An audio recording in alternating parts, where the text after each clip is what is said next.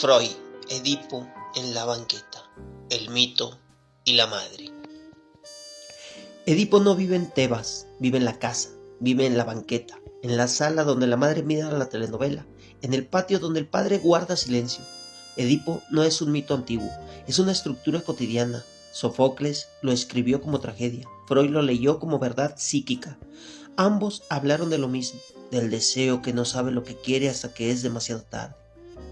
Freud escribió: el complejo de Edipo es el núcleo de las neurosis.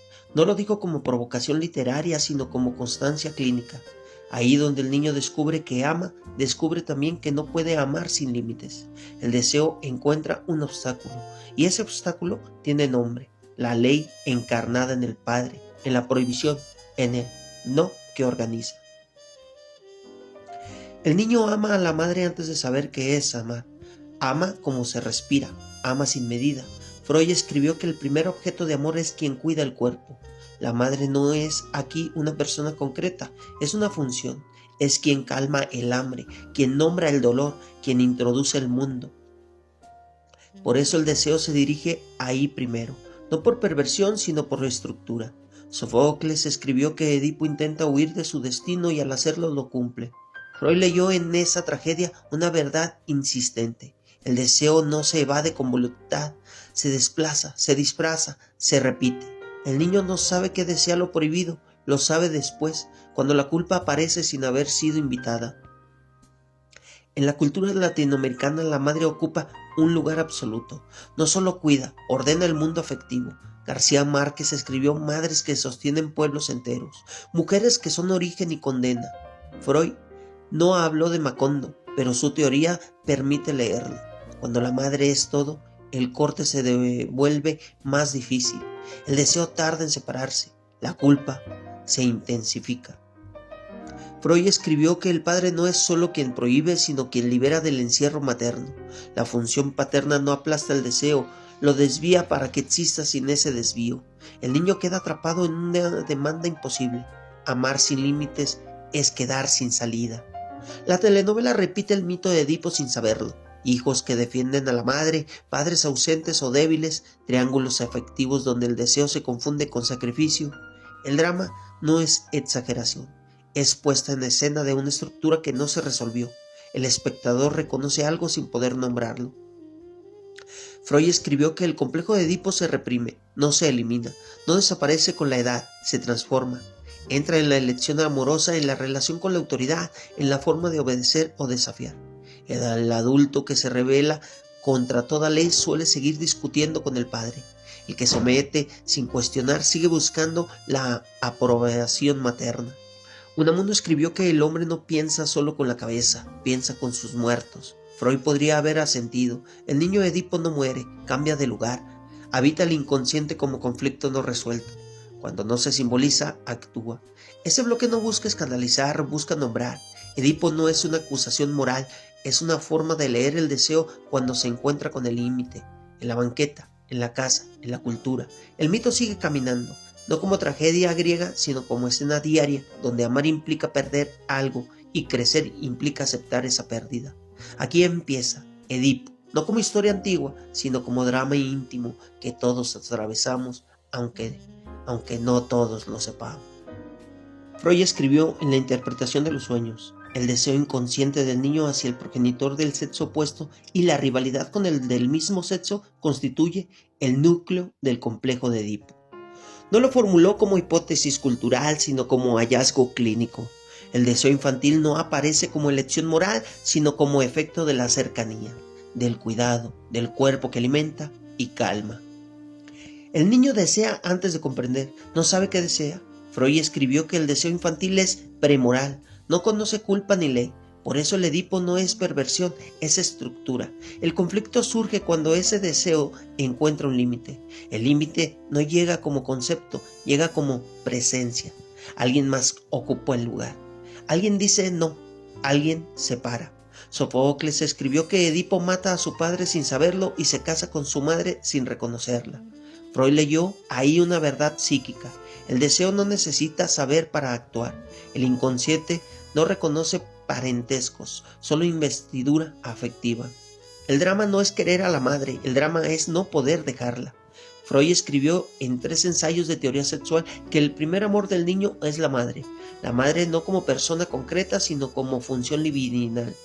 Es quien satisface la necesidad y al hacerlo introduce el placer. El niño no ama porque elige, ama porque depende. El deseo nace de la dependencia. García Márquez escribió madres que sostienen la vida doméstica como si sostuvieran el cosmos. Freud habría dicho, ahí, donde la madre es todo, la separación se vuelve tragedia. El Edipo no se resuelve con voluntad, se resuelve con función simbólica. Si no hay corte, no hay salida. El deseo queda girando en círculo. Freud escribió el complejo de Edipo descubre ante la amenaza de castración. La frase no es anatomía, es simbólica. La castración no es mutilación, es límite. Es el descubrimiento de que no todo es posible, de que no se puede ser todo para el otro. Ese descubrimiento duele. Por eso, el Edipo no se supera, se reprime. El padre entra como figura de interrupción, no como tirano, sino como tercero. Freud escribió que la función paterna introduce la ley. La ley no destruye el deseo, lo desplaza. Gracias a la ley, el deseo puede circular. Sin ley, se estanca. En muchas escenas culturales latinoamericanas, el padre aparece débil, ausente o silencioso. Freud no lo analiza en esos términos, pero su teoría lo permite. Cuando el padre no encarna la ley, el superyo se vuelve más cruel. La prohibición no se simboliza, se internaliza como culpa. La telenovela insiste en hijos que defienden a la madre contra todo, en padres ridiculizados, en amores imposibles sostenidos por el sacrificio. Freud habría dicho, el Edipo no se resolvió, se teatralizó. El drama familiar se vuelve espectáculo, porque no encontró elaboración simbólica. Freud escribió que el Edipo es el origen del superyo. El niño interioriza la prohibición y la convierte en mandato interno. Así nace la culpa, no porque se haya hecho algo, sino porque se desea. La culpa no necesita acto, se anticipa. Unamuno escribió que la tragedia no está en el pecado, sino en la conciencia del pecado. Freud coincide. El niño de Edipo no sufre por amar, sufre por saber que ese amor es imposible. Ese saber no se formula en palabras, se inscribe como angustia. Freud escribió que la resolución del Edipo implica renuncia. No hay final feliz, hay pérdida. El niño renuncia a la madre como objeto exclusivo y se identifica con el padre. Esa identificación es ambigua, ama y odia al mismo tiempo. De ahí nace la ambivalencia que marca toda relación con la autoridad. El adulto repite esta escena en otros registros. Freud escribió que la elección amorosa reproduce modelos infantiles. No se ama a cualquiera, se ama desde una estructura. El Edipo retorna en el modo de amar, en el tipo de pareja, en la forma de celar, en la manera de obedecer o rebelarse. En la calle, el Edipo aparece sin nombre. Aparece en el hijo que no deja ir a la madre, en la madre que no suelta al hijo, en el padre que no ocupa lugar. Aparece en la banqueta, en la sobremesa, en el silencio incómodo, no como mito, sino como escena repetida. Freud escribió que el inconsciente no olvida. El Edipo reprimido no aparece, se transforma en síntoma, en carácter, en destino repetido. El sujeto cree elegir, pero repite. Cree amar, pero resentifica. Sofocles cerró su tragedia con Edipo ciego. Freud habría dicho, el castigo no es la ceguera, es el saber, ver demasiado tarde. El análisis intenta otra cosa, ver a tiempo, no para evitar el deseo, sino para no quedar esclavo de él. Este desarrollo no concluye aquí, falta entrar en la culpa, en la ley interiorizada, en la risa que descubre la tragedia, ahí donde Edipo se vuelve cotidiano y el mito se vuelve chiste nervioso. Freud escribió en El yo y el ello, el superyo es el heredero del complejo de Edipo. Con esta frase fijó una genealogía precisa. De la prohibición nace la culpa, de la renuncia nace la ley interior. El Edipo no termina en la infancia, se condensa en una instancia que vigila, juzga y castiga desde dentro. La tragedia se vuelve administración cotidiana, el deseo. El niño renuncia al objeto imposible y al hacerlo introyecta la prohibición. La ley ya no viene de afuera, habla con la propia voz. Freud escribió que el superyo puede ser más cruel que cualquier autoridad externa. No negocia, no escucha razones, exige pureza donde solo hay conflicto. Así, el Edipo no resuelto no produce libertad, produce severidad. La culpa edípica no depende del acto. Freud escribió que el pensamiento puede ser tan culpable como la acción. El deseo basta. De ahí la paradoja. El sujeto se siente culpable por algo que no eligió desear. La conciencia moral se edifica sobre un suelo que no controla. El humor aparece entonces como defensa. La risa no niega el conflicto, lo descomprime. En la telenovela, el Edipo se vuelve melodrama. El hijo heroico que protege a la madre, el padre inútil o violento, la mujer sacrificada que todo lo soporta. Freud no escribió sobre televisión, pero su teoría lee la escena. Donde la ley no se simboliza, el sacrificio ocupa su lugar. El amor se confunde con deuda, el deseo se paga con sufrimiento. García Márquez escribió que el amor se parece a una peste. Freud habría dicho: el amor repite. El Edipo reaparece en la elección amorosa como exigencia imposible. Se busca a la madre en la pareja, se exige al otro una presencia total. El fracaso no sorprende, el conflicto estaba escrito desde el inicio.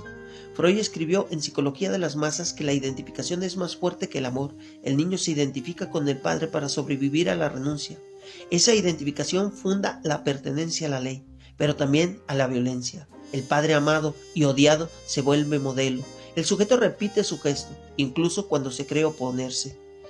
En contexto donde la figura paterna se debilita, la ley no desaparece, se vuelve difusa. El superyo crece. Freud observó que cuando más se renuncia al deseo, más se exige la instancia moral. La cultura de la culpa no nace del exceso de la ley, sino de su mala inscripción. El deber ser ocupa el lugar del no todo. Unamuno escribió que el hombre vive desgarrado entre fe y razón. Freud diría: entre deseo y ley. El Edipo es ese desgarro originario. No hay síntesis, hay negociación permanente. La madurez no cancela el conflicto, aprende a habilitarlo. El chiste aparece como vía de escape. Freud escribió el chiste y su relación con el inconsciente para mostrar que el humor permite decir lo prohibido sin asumirlo del todo. El Edipo se cuenta en chistes familiares, en bromas sobre la madre, en burlas al padre. La risa protege, el contenido insiste. La banqueta es el escenario donde el mito se hace cotidiano. El hijo que acompaña a la madre, el padre que observa desde lejos, el vecino que comenta. La escena no necesita conciencia, funciona por repetición.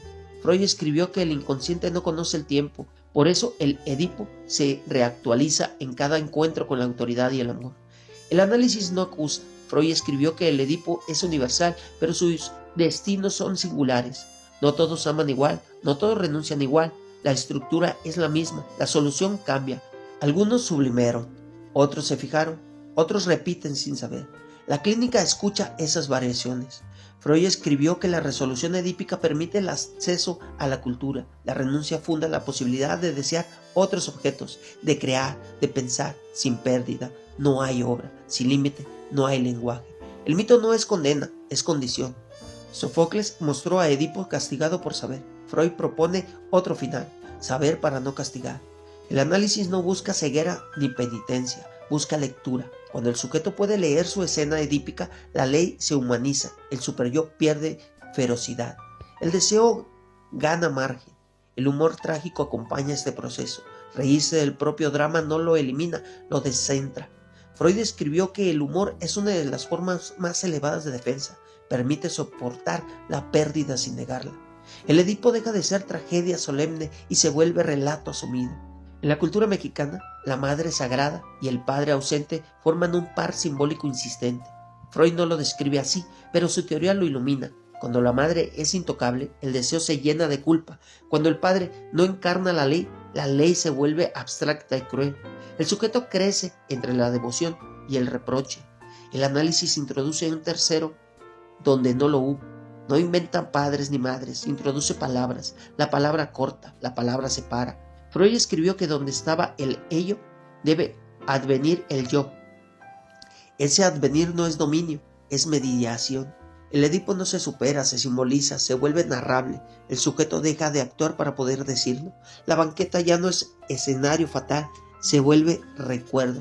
El mito no desaparece, cambia de función. Ese bloque afirma una verdad incómoda. Amar implica perder, crecer implica renuncia.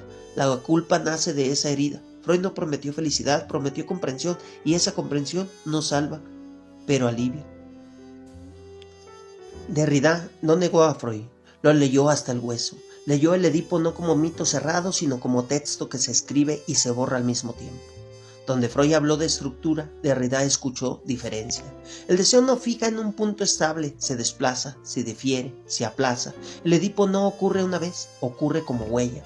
Freud escribió que el complejo de Edipo es universal. Derrida no lo contradijo, lo complicó. Lo universal no es el contenido, sino el movimiento. El deseo no apunta a la madre como persona, sino a lo que ella representa en el lenguaje. Origen, presencia, plenitud. Pero esa plenitud nunca estuvo ahí, es una construcción retroactiva. El Edipo se funda sobre una falta que se imagina como pérdida. Sofocles escribió una tragedia donde la verdad se revela demasiado tarde. Derrida leyó la tragedia como texto que se traiciona a sí mismo. Edipo busca el origen y al encontrarlo se destruye. Freud escribió que el sujeto que quiere saberlo todo paga con sufrimiento.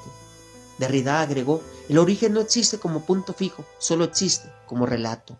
La madre en esta lectura no es origen natural, es signo. Freud escribió que el niño inviste libidinadamente el primer objeto de cuidado.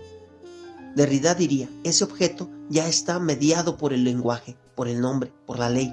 No hay cuerpo puro, no hay relación inmediata. El Edipo no es natural, es textual. García Márquez llenó sus novelas de genealogías confusas, de padres inciertos, de madres omnipresentes. Derrida habría leído Macondo como una escena edípica interminable. Nadie sabe exactamente de dónde viene. Todas repiten el mismo nombre, el mismo gesto, el mismo error. La genealogía no ordena, enreda. El origen no aclara, condena a la repetición. Freud escribió que el nombre del padre introduce la ley. Derrida preguntó, ¿qué pasa cuando el nombre falla? Cuando la ley llega tarde o llega fragmentada.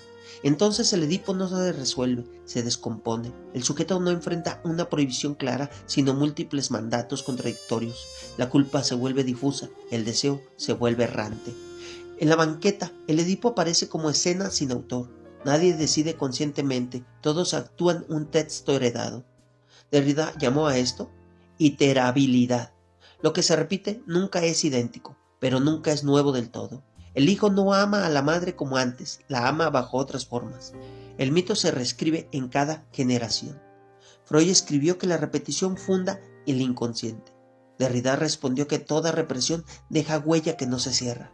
El Edipo reprimido no está enterrado, está inscrito. Se lee en el cuerpo, en la forma de hablar, en los silencios. El inconsciente no es un lugar profundo, es una superficie marcada.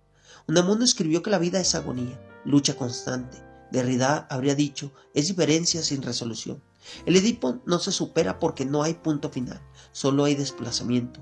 El sujeto no sale del mito, aprende a habilitarlo sin creerlo literal. Freud escribió que el análisis busca hacer consciente lo inconsciente. Derrida matizó, hacer consciente no significa cerrar el sentido, significa abrir la lectura. El Edipo no se explica una vez y se termina. Se interpreta, se reinterpreta, se descentra. El sujeto deja de vivirlo como destino y empieza a leerlo como texto propio. El humor edípico, leído desde Derrida, es una grieta en la solemnidad del mito. Reírse de la madre sagrada, del padre caído, no destruye la estructura pero la vuelve menos tiránica. Freud escribió que el humor libera energía psíquica. Derrida añadiría, también libera sentido, permite que el texto no se cierre sobre sí mismo. La telenovela viste así, no es simple repetición vulgar del Edipo, es su deconstrucción involuntaria. Exagera, multiplica, parodia, al hacerlo muestra que el mito no es natural sino narrativo. El espectador reconoce la escena porque ya la leyó antes, aunque no sepa dónde. Freud escribió que el Edipo es condición de la cultura. Derrida no lo negó, pero desplazó la pregunta. ¿Qué cultura produce este mito? ¿Qué exclusiones sostiene? ¿Qué voces silencia? El Edipo organiza pero también jerarquiza. Coloca a la madre como objeto, al padre como ley, al hijo como conflicto. Esa organización no es inocente. Leer al Edipo hoy implica escuchar lo que el texto no dijo. Las madres que no encajan en la función, los padres que no representan la ley, los deseos que no siguen la línea clásica. Derrida no destruye a Freud, lo empuja a decirse más allá de sí mismo. El complejo no desaparece, se pluraliza. Freud escribió que el Edipo deja restos. Derrida diría, esos restos son los más importantes, lo que no encaja, lo que sobra, lo que no se resuelve. Ahí habla el sujeto, no en la armonía, sino en la fisura. El análisis no busca cerrar el mito, sino escuchar su falla. La banqueta sigue siendo escenario, pero ya no como lugar de destino de trágico, sino como texto abierto. El hijo puede leer su escena sin obedecerla ciegamente. La madre puede dejar de ser símbolo absoluto. El padre puede ser función sin tiranía. No se trata de eliminar al Edipo, sino de desarmar su autoridad total. Este añadido afirmó algo preciso. El Edipo no es una verdad eterna, es una estructura que se reescribe. Freud la formuló, Derrida la abrió. Entre ambos, el sujeto puede encontrar una salida que no es negación ni sometimiento, sino lectura activa de su propio mito. El Edipo en la banqueta sigue ahí, pero ya no habla solo en la voz de tragedia, ahora murmura, se contradice, se deja leer, y en esa lectura algo del destino se afloja. Edipo no se supera, se lee.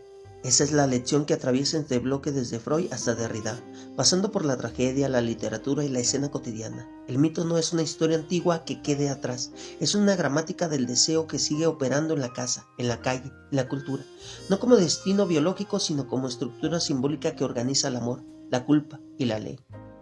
Freud escribió que el complejo de Edipo es el núcleo de las neurosis. No lo afirma como dogma, sino como observación reiterada. Ahí donde el deseo infantil no encuentra simbolización, reaparece como síntoma, como repetición, como sufrimiento sin nombre. El Edipo no falla porque sea falso, falla porque se toma como verdad cerrada. Cuando el mito se vive literalmente, se vuelve tiránico. La madre, en ese recorrido, no es una persona concreta, sino una función cargada de sentido. Representa el origen imaginario, la promesa de plenitud, el lugar donde el deseo cree que todo era posible. El padre, a su vez, no es solo figura real, sino función de corte, de límite, de diferencia. Cuando estas funciones no se inscriben simbólicamente, el conflicto no desaparece, se desplaza. La cultura latinoamericana, con su madre sacralizada y su padre frecuentemente ausente o debilitado, ofrece un escenario donde el Edipo se intensifica. No como teoría importada, sino como experiencia viva. La telenovela, el chiste familiar, la devoción y la culpa son modos de narrar una estructura que no encontró palabra suficiente. El mito se vuelve costumbre. Derrida permite dar un paso más. El Edipo no es un origen fijo, sino una huella que se reescribe. El deseo no apunta a un objeto real, sino a una falta estructural. El mito promete un origen pleno que nunca existió. Por eso el sujeto repite, no intenta volver a algo que tuvo, sino alcanzar algo que nunca estuvo ahí. Leer el Edipo de este modo no lo elimina, lo vuelve menos opresivo. El sujeto deja de obedecer el guión como destino y comienza a reconocerlo como texto heredado. Esa distancia mínima es decisiva, no cura el sentido ingenuo, pero alivia, introduce juego donde antes había mandato. Freud no prometió felicidad, prometió comprensión. Comprender al Edipo no es justificarlo ni negarlo, es situarlo, darle lugar sin convertirlo en ley absoluta. Cuando el mito se reconoce como mito, pierde parte de su poder coercitivo. El deseo gana margen, la culpa pierde ferocidad. Este bloque afirma una verdad incómoda y necesaria. Crecer implica perder, amar implica renunciar, desear implica aceptar el límite. No hay salida limpia, pero hay una salida legible. El Edipo en la banqueta no desaparece, pero puede dejar de dictar sentencia. Si después de todo esto sigues pensando que Edipo es solo un señor griego con mala suerte, no pasa nada. La mayoría vive así, creyendo que eligió su deseo, que su culpa es racional y que su historia empezó cuando pudo recordarla. Freud ya escribió que la ignorancia también es una defensa eficaz.